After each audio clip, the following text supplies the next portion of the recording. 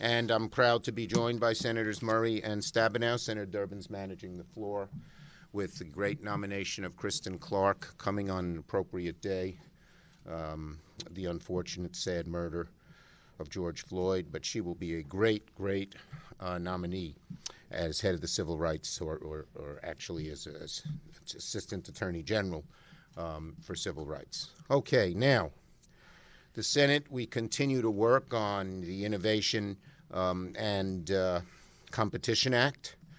And this legislation, as you know, will lay the foundation for the next century of American economic leadership. It's really vital to the future of our country. It'll allow the United States to outcompete countries like China. It'll create millions of good-paying American jobs. It will help improve our country's economic and national security. And we're finally taking action to correct the decades-old underfunding in science and technology. And that has imperiled America's global economic leadership. The bill is the product of at least half a dozen Senate committees working for months, all in a bipartisan way. Literally dozens of bipartisan amendments were added to the bill before it ever reached the floor. That means every single member of the Senate has had input into this legislation. Every single member of the Senate, Democrat and Republican, just about everybody. Now, the two pieces of legislation that form the core of the bill, to show you how bipartisan it is, one passed out of committee 22-4, the Commerce Committee, and the other major piece passed out of the Foreign Relations Committee 21-1. And that's why it passed on a cloture vote 86-11. Today we're adding more amendments on the bill. We've offered 5 amendments, 4 Republican, 1 Democrat, to go forward just an hour ago. Also, the Senate will soon consider bipartisan legislation passed by the House to create an independent commission to investigate and report on the January 6th attack on the Capitol. I've already taken steps to make that legislation available for consideration on the Senate floor, and I'll bring the bill forward for a vote very soon. The formation of a commission is more important now than ever. Since January 6, Donald Trump and all too many Republicans have tried to spread the big lie, to say that the election was stolen, to say that the attack on the Capitol on January 6 was merely peaceful protests that got out of hand. We all know what it was. It was an attack on our democracy. And this commission is needed to get the truth of how it happened. It's also needed to get the truth as to the big lie, which can damage our democracy so much.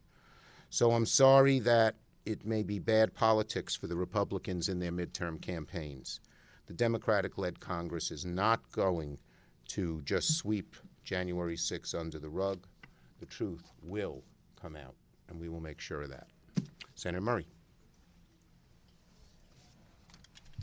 Well, thank you, Mr. Leader. On the first anniversary of George Floyd's murder, I just want to reiterate the need to root out systemic racism and justice, not just in policing, but across all of our laws, all of our policies, all of our institutions, from healthcare to education to voting rights and more. Now, I know members of the Help Committee, Democrat and Republican, have been working very hard on different parts of the U.S. Innovation and Competition Act. As a result, among other policies in the bill, it includes new steps to protect federal research from undue foreign influence and further develops the science and technology workforce in the United States. And I'm glad we've at least seen some bipartisan support for confronting the challenge of ensuring our country can attract and keep good jobs and remain competitive. But when it comes to another fundamental challenge that we face, ensuring accountability for the January 6th insurrection, Republican leaders are shrugging and choosing to act like there's nothing they can do from their seats. Some Republicans here in the Senate are saying in so many words, this wasn't a really big deal. Well, I wish they were right, but we were all here. And we all know downplaying the seriousness of the insurrection we witness ourselves is just plain denial. Despite what Republican leaders are claiming, this commission would serve a unique and desperately needed purpose There is no other independent entity with subpoena power focused exclusively on gathering every last fact about January 6th and issuing recommendations to the President and Congress about how to prevent anything like this from ever happening again. This isn't about, as one Republican leader suggested, whether or not they'll be able to, quote, draw a contrast in the midterms. It is a way to show the country that regardless of party, elected representatives in the United States of America will not accept brute force winning out over people's voices and votes. Not now, not ever. This is something that every elected official should be able to support if they believe in democracy where people use their votes and their voices to stand up for what they believe in, and if they believe in accountability and in truth. And if Republican leaders once again put former President Trump and his big lie ahead of our country, as it unfortunately appears they might, then I urge the rest of our Senate Republican colleagues, those who did not encourage the insurrection themselves, to remember how horrified you felt when a violent mob attacked the American Capitol, and vote like it when we bring the January 6th Commission bill to the floor. Your party leaders may not be on your side, but history will be. Thank you. Thank you very much. First, on this day, as we're remembering the murder of George Floyd, I want to thank President Biden for once again reaching out and doing what a president of the United States should be doing, and speaking with the family and with friends and recommitting his own actions as well as our belief that we need police reform in this country. And so I want to thank him for that. I want to first speak about the competitiveness bill on the floor and do it through the lens of Michigan and manufacturing, because this is a big part of our future when we look at where we're going to go as a country, how we're going to compete, and we really have a big choice in front of us. We can invest in making things in America and build an economy that works for everybody, or we can allow other countries to outpace us on technology and remain dependent on critical parts made overseas. That's not just in theory. That's actually happening right now. In Michigan, we know that we don't have an economy unless we make things and grow things. I think that's true for our country. And that is unfortunately something, well, we've been talking about it. Other countries have been taking actions. And we know that in electric vehicles alone that China has put forward more than $100 billion right now. They have hundreds of companies making electric vehicles. And frankly, you can no longer build a competitive auto industry without electric vehicles, and you can't build EVs without a whole lot of parts that could be made here but aren't right now.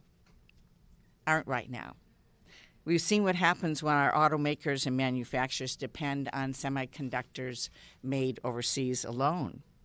COVID-19 exposed the weaknesses in our supply chains, both our medical supply chains and our manufacturing supply chains.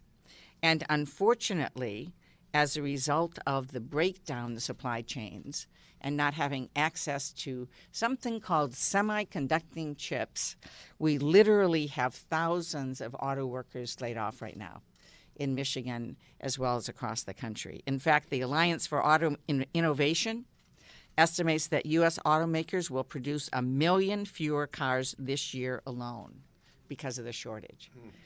That's terrible for auto workers, it's terrible for the economy, and it's terrible for our future.